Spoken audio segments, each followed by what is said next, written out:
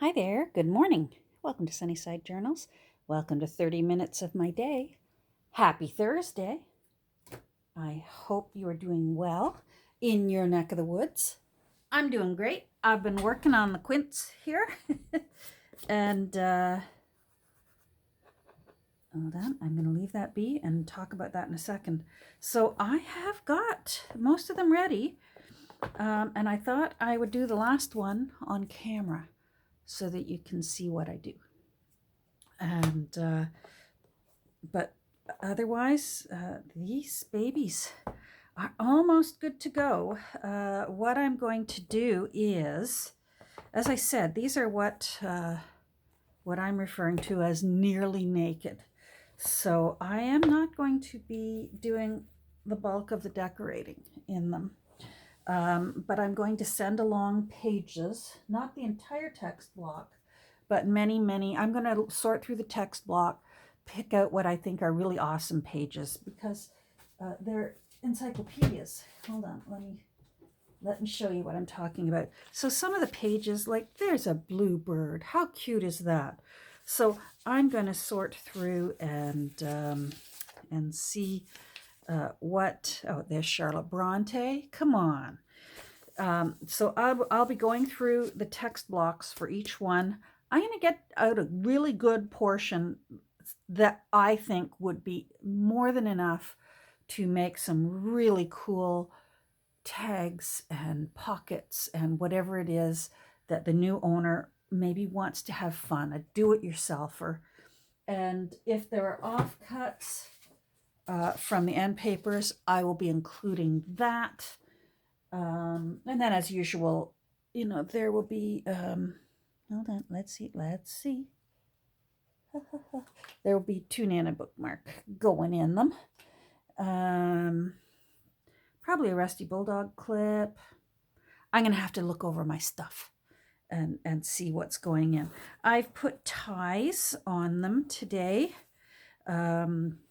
Just tea-dyed seam binding, cotton seam binding.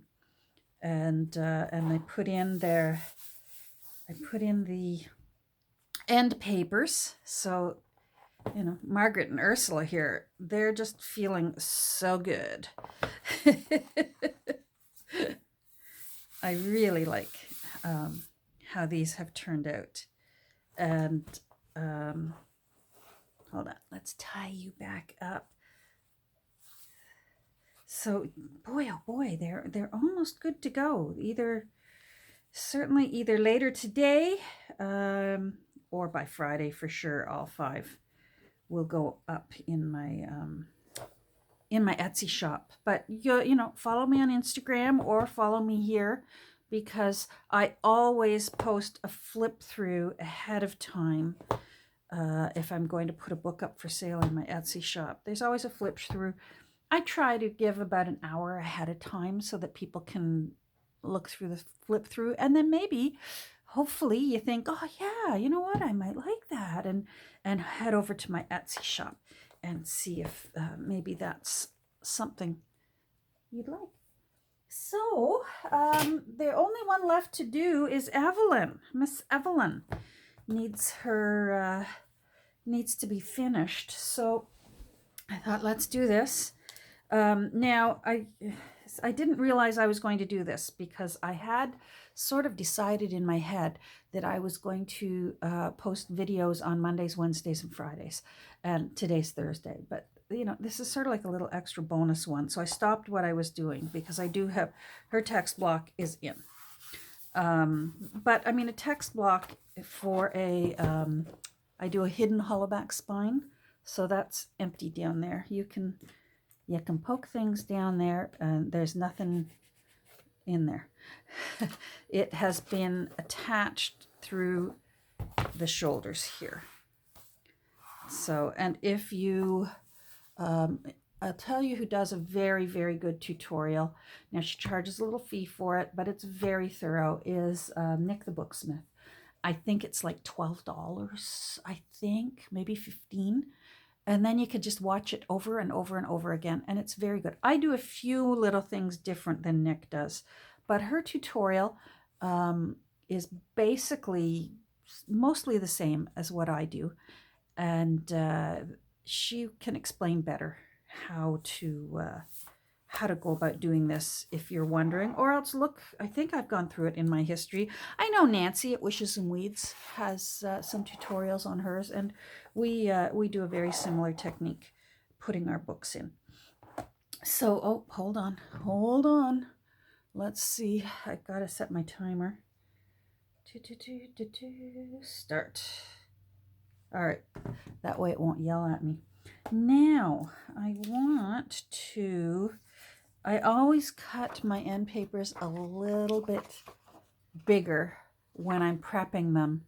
And then it's one of the last things I do is I see how wide I actually end up needing them to be. So then I usually have to just do one last trim, and then I decide where I want it trimmed. Like for an example, I like these little birds here, so I think I'm going to trim from this side. And this is the front because I've written front on it and put an arrow to the top.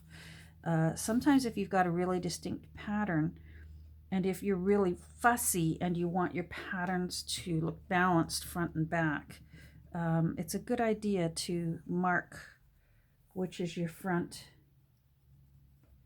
end paper and which will be your back end paper. So again, I don't know. My heart is with the birdies. So I'm just going to there, and I sort of feel for where the fold is. There it is. There it is. And then I give myself a little mark there. All right, so Evelyn, off to the side. Let's get you done.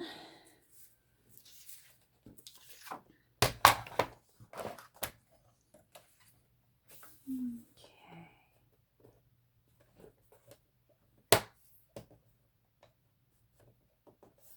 Boy, is it cold and windy where I am today. Very cold, very windy. Now, where is it? There it is. So I'm just, as ever, tucked into my little house because we're on like a almost complete lockdown. They really just want people going to work, getting groceries, going home, and that's it. We have no non-essential stores open. Restaurants are only open for takeout. So there's really nowhere for me to go. And although I don't work full-time as a hairstylist anymore, I do have some people whose hair I still do. And goodness knows my family alone could keep me busy in haircuts with all of our children and all of our grandchildren.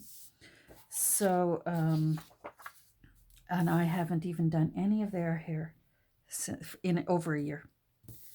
So my husband is the only good-looking one. Well, actually, some of them were able to pop in somewhere else during the summertime, but not now. Hair salons are closed. It's not essential, in spite of what we think. And us hairdressers like to think we're essential, but we're not essential. You know what? Here's a little thing that I think, because I've had a dog that needs grooming. When hubby and I got together, he had a little Lhasa Apso named Bailey. And personally, I think a dog groomer is more essential than a hairstylist during a shutdown. I'm just doing these raw edges. It looks nicer. The edge, it's just a nicer finished product. Because I remember how much work little Bailey's, I knew her for many years. She was very much our dog. Little Bailey, her hair, Lhasa Apsos don't have fur, they have hair. In that dogs with fur, their hair grows to a certain length and then it falls out. Whereas dogs with hair, like poodles, Lhasa Apsos, their hair just keeps growing and growing, and it needs to be trimmed back, or else they get to be a terrible mess. But that's also another reason why they tend to not be so hard on people with allergies. Anyhow, Bailey, her fur would just get long and long and long and long, and it's got to be trimmed, or else they get into a terrible situation. And of course, dog groomers also trim nails, and dogs' nails, if they grow, especially if they have a curled nail, can curl right into the pad of their foot. We had a dog that my daughter rescued, and we had for a little while, a little pug, and one of her nails were in such bad shape when she came to us, and one of her nails was embedded right into her paw. It had curled around and it was in her paw, and we literally had to trim the nail and pull the nail piece out. I didn't mean to get disgusting. Anyhow, hence my reason for dog grooming, amongst other things that I won't get into that's even more disgusting, but I'm a mom. I can handle those disgusting things. They're important. So I've got tea-dyed seam binding, and I have roughed up the edges. Can you see how sometimes some seam binding, when I wash it and tea dye it, it will naturally fray the edges, I think because it's older. But I don't know how old any of my seam bindings are when I buy them. And sometimes they come through it okay, and you want it to look worse than it does. And I really like it to be rough and worn out. And if you find that you want it rougher, just get your scissors, hold it taut, and just run the... once again, I still haven't found out the name of where the two blades meet. And just rub that along that edge, and that will rough up your the edges of your seam binding a little bit more, and just make it look a little bit older.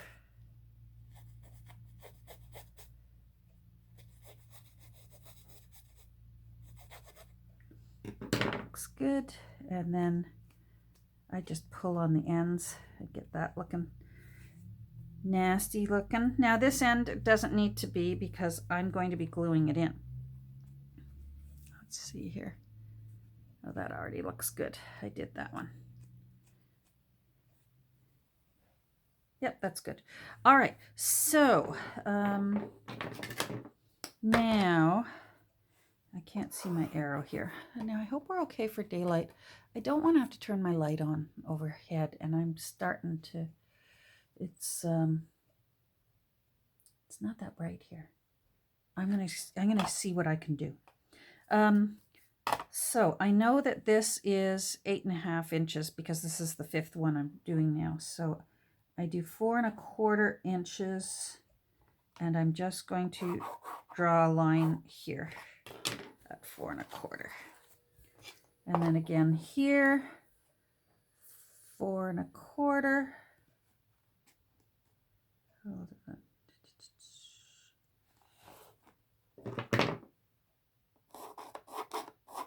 There we go.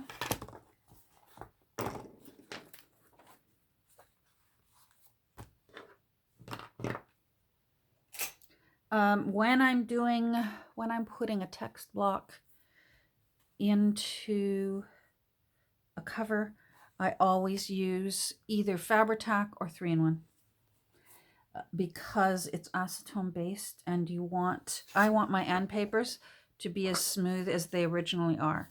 And if you use a water-based glue, you really run a risk of buckling.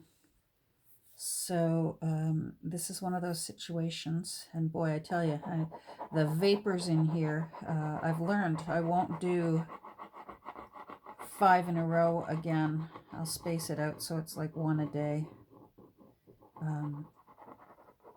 Because I've had enough of the vapors. I've got the vapors. Okay, sorry about that. I just had to So I just use that line and approximately run the seam binding along that line. Hold on. My fingers are also, the glue is taking a toll on the ends of my fingers. So I've been using tools to apply things so that I don't get so much glue on my fingertips. Oh, I'm throwing things around here. So I'm just making sure that that's well applied. There we go. Let's do this side. Now here's something that I learned the hard way. Put something in this side so that your back paper doesn't glue down and stick to that while you're working on this side. Yes, it happened. All right. Come on.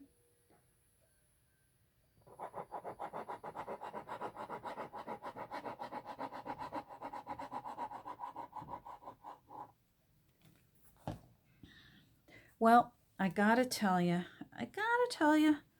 I honestly expected that at this point in doing 5 books together, that I'd be ready to throw them all out onto the front lawn. And I'm not. I have enjoyed it.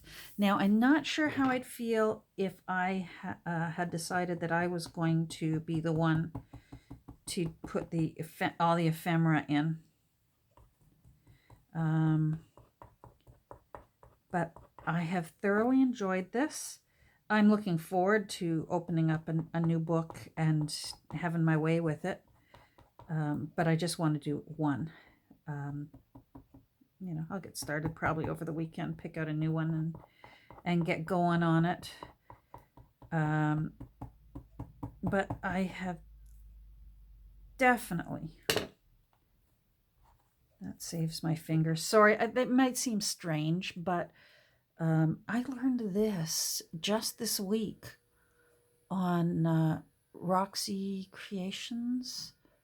She uses silicone makeup brushes for working with glue because, and it works. Later on, you can just peel the dried glue off the silicone. And I don't have any silicone makeup brushes, but I thought, I've got a silicone spatula down in my kitchen. I went and raided my drawer, and sure enough, I'm thrilled. I am absolutely, utterly thrilled. So I didn't think of that. That was Roxy Creations. All right, so I've got my arrow, and see it says back. So that's not the one I want because this is the front. Arrow, front. Trust me, I did do it once today. And I wasn't on camera. I got it mixed up. No, it was a text block. I put a text block in upside down. Fortunately, I realized it while the glue was still gooey, and I was able to slowly sort of pull it out, and there were strings of glue. And I laughed at myself.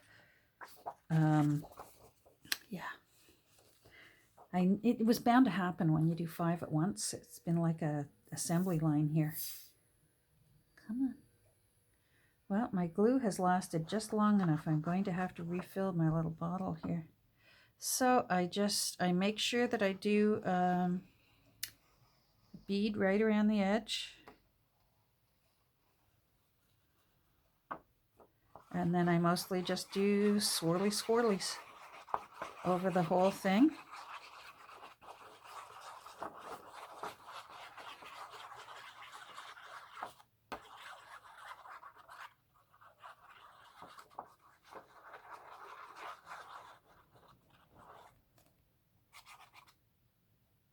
Make sure the corners especially. There we go.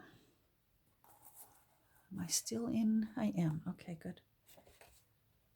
And then I marry up this side first and then gently sort of air plop it. The nice thing about Fabri-Tac or 3-in-1, interchangeable. you have time to move and swirl and ease it into where you want it to be.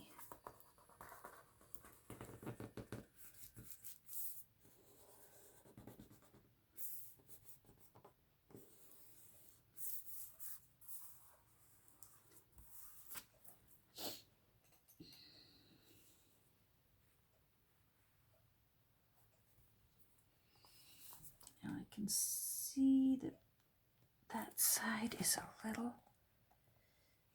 Oh, oh, oh, don't you do that to me. Thank you, that's better.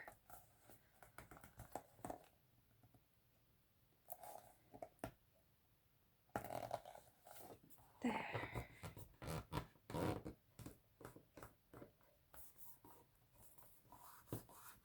So, and I'm just making sure it's well applied, giving it a good rub down, a little massage.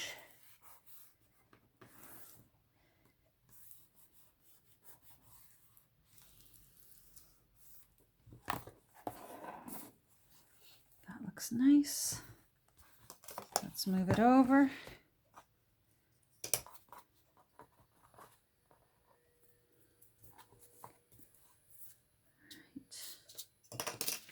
And arrows up, up.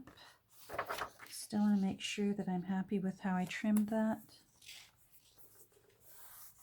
And I am. All right.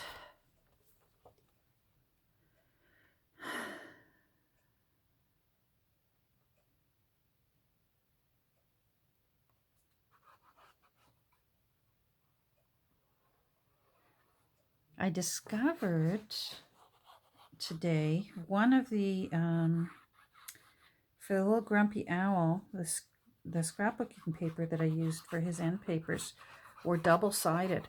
Oh my goodness.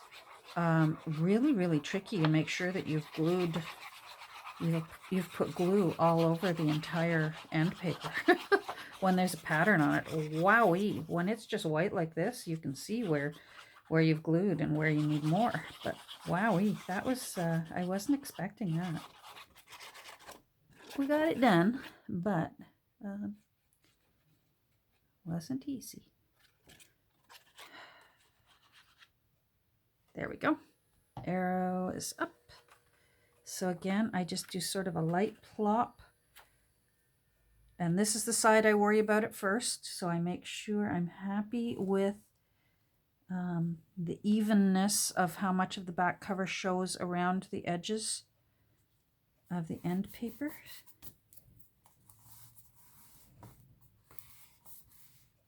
And then I sort of eyeball up here and then slowly work my way over to that side and just give it a real nice massage.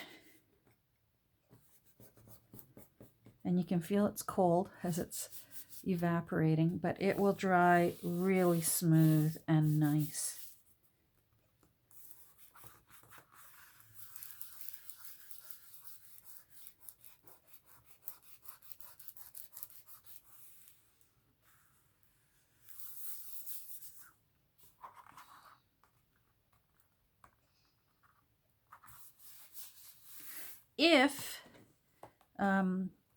If you're finding sometimes your corners want to try and lift, and if you're finding that that happens, just get some rags. These ones aren't, but I'm going to show you what I do. So in case you ever encounter it, I always have ripped up rags that I keep handy here. And I use just clips, any kind of clip, and just clip it down. And I use the rags for a reason, twofold. The most important reason is sometimes old books, because they're damp with glue, it makes them even mushier than they already are, because quite often they're mushy, the old paper. And I don't want to use you, I want this one. And sometimes a little clip like that can leave a dent, can actually leave a mark on your cover. So I use that. It gives it a little bit of a cushion, but it still applies enough pressure to hold your corner down. And the second is that if a little bit of glue oozes out, it actually will collect that and it'll still peel off because it's Fabri-Tac. And I find that that is, that kind of glue, once it dries, will just sort of roll off if it hasn't been properly applied. And it just makes it easier. But most importantly is the denting. So this is normally what I would do, like this, and just give it a few minutes. It doesn't need to be overnight. It can just be like 10-15 minutes, and it'll be fine. It'll have set up by then. But these ones, I'm finding they, because the fabric wasn't overly thick and the cardstock that I used wasn't overly thick and the paper wasn't overly thick, they lie down very nicely without trying to curl up. So I'm just showing you that. I'm going to take those off.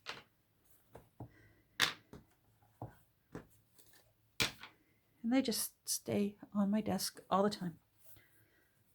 Like I said, sometimes I need them, sometimes I don't. So then Evelyn is good to go. Oh, here's what I wanted to show you. Not sure if you can see right here, because my hands are covered, well, they're covered in ink and tea and glue. When you're using this much Fabri-Tac and that, sometimes, and try to be careful, but sometimes in handling the book, flipping it, turning it, gluing it, you can get some of your 3-in-1 or your Fabri-Tac where you don't want it, especially on your cover. It's very tempting to go, oh, and wipe it away. Don't do it. Okay, you got to trust me on this. Just leave it be. Step away from the glue glob. Let it finish drying. I have a bit of Fabri-Tac that was there. Let it finish drying, and then get out your needy eraser, this sort of gnarly one. You can get these at Dollar Tree or art stores. And if you're just gentle, it'll just roll right off. But if you try and wipe it while it's wet, you'll smear it right into the fiber of your, either your paper or your cloth. Sometimes even just your finger will roll it off. But you've got to be patient and resist wanting to wipe it right away. Let it dry, go back later, roll it off with your eraser, and it'll come off. It really will. Evelyn, you look gorgeous, girl. See, there's another little bit from on my fingers. Gone. Oh, that looks nice. Evelyn, you look beautiful. So pretty. Look at that. I'm really, really happy with these.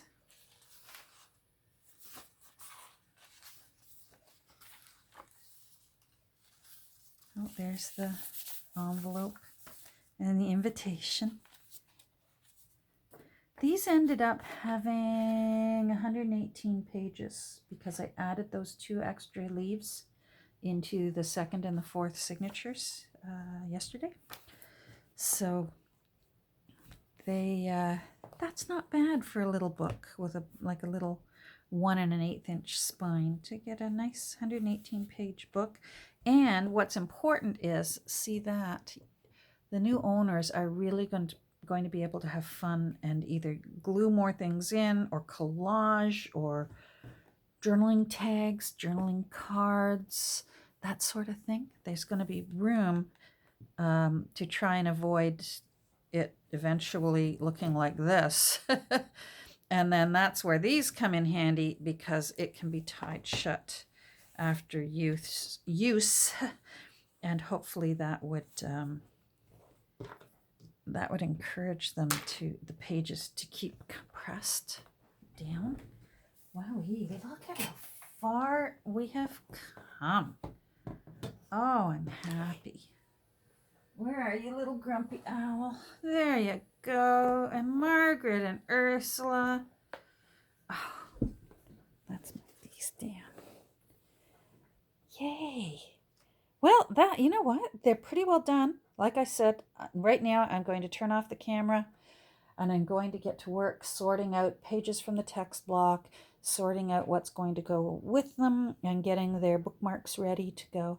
And then, yeah, I guess the next time you see all these babies will be on the flip through. So thanks for joining me this morning. I hope you go have the rest of your day is great, and I hope you stay safe and healthy. And we'll talk again probably tomorrow. Take care. Bye.